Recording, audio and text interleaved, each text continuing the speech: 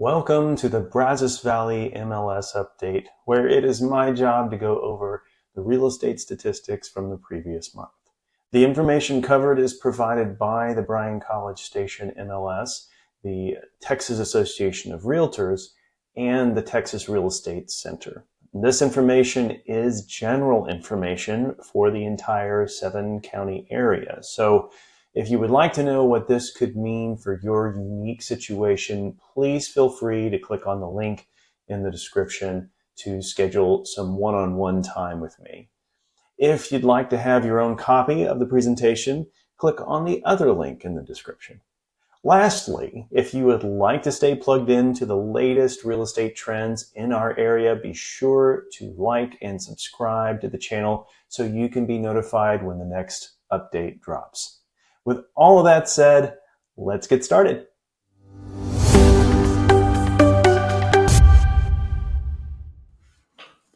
It is November of 2024, so we're looking at October's numbers. And as usual, we're starting with the average days on market. Sorry about that, y'all.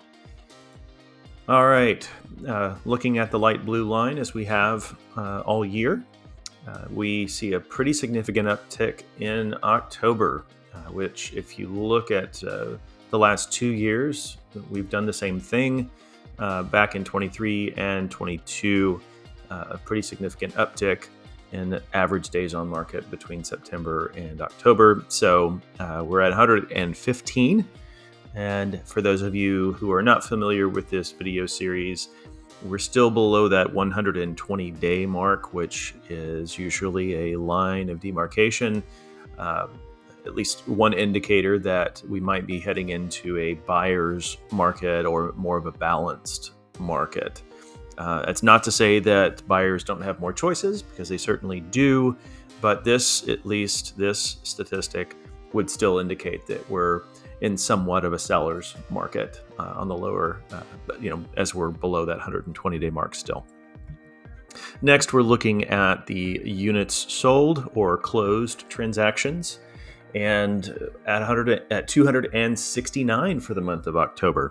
This is pretty significant in that we have not seen an uptick from September to October since 2020.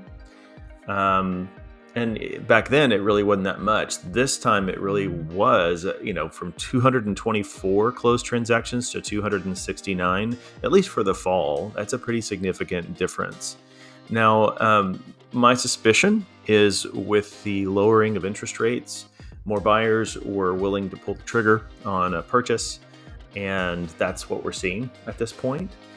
As to whether or not that will continue, who knows, because typically November and December are less active months just because of the holidays. So we'll, again, keep our eyes on that.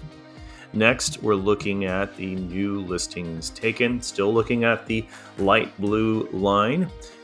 We continue to be on the high side of new listings taken of that trend for the fall and the winter, although we still have more listings taken in October than we've had in the previous 4 years in October. So 405 new listings taken. And I'm going to take you back to the previous slide real quick. The units sold. So we sold 269. We added 405. So that should tell you that our inventory is climbing. So that would be something to indicate that buyers are having more buying power because they have more options to choose from, and sellers have to compete to get their attention and their dollars. So, but for the month of October, we are on trend, although a little higher than what we've seen recently. Now, this housing report is just for Bryan and College Station, not for the entire MLS area.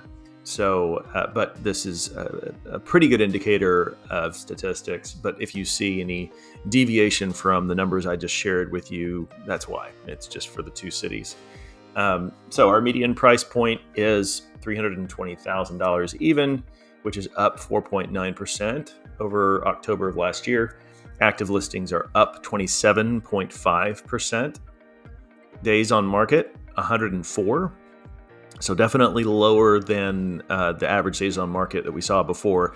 But typically, Bryan and College Station are more active than the surrounding counties are.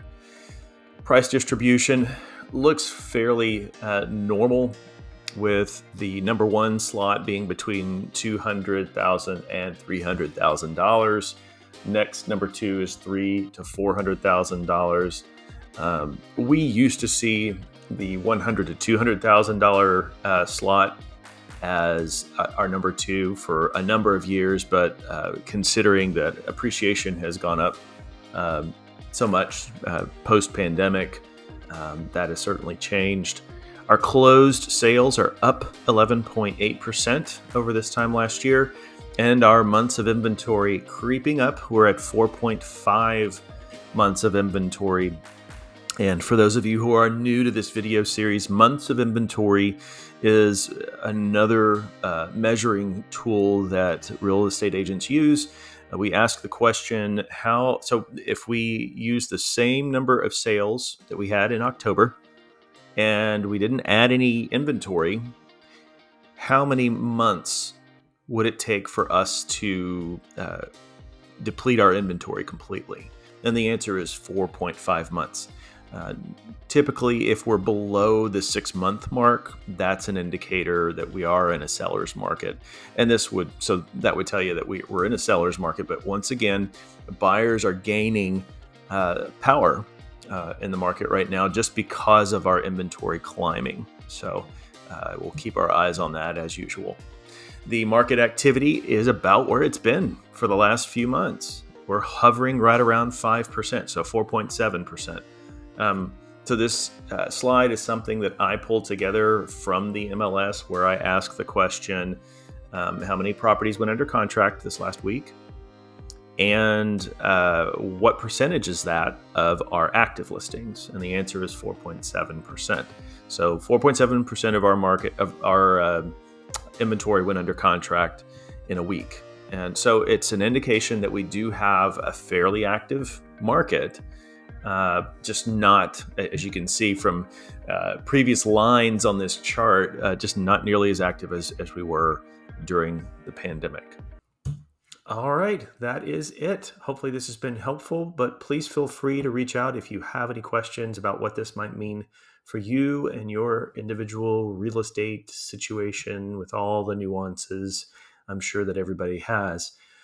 You can click on the link below to schedule some one-on-one time with me. Otherwise, just a friendly reminder to like and subscribe to the channel. Appreciate you watching, and talk to you next time.